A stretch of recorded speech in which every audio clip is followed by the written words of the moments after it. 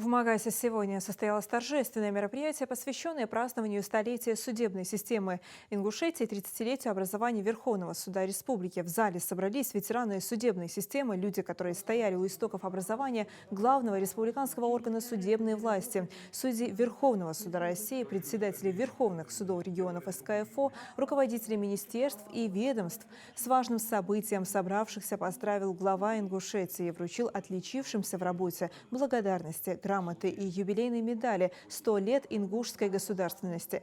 Махмуд Али Калиматов отметил важность миссии, которую выполняют судьи, и как много зависит от их упорства, трудолюбия и профессионализма.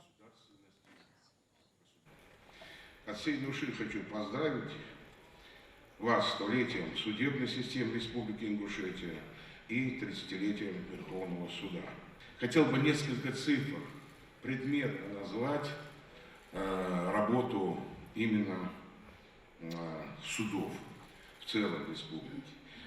Для нас очень важно отстаивание интересов государственности, правительства и взаимодействия, как сказали здесь. Пример приведу, чтобы понятно было, насколько очень важен ваш труд.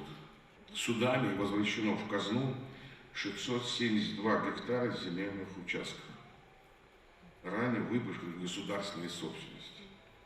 Ущерб бюджету предотвращен на сумму 5,7 миллиардов рублей, что свидетельствует о высокой эффективности работы. На данный момент наши юристы, имеется в виду юроправление главы и правительства, участвуют более 500 судебных делах, что подчеркивает масштаб поставленных задач.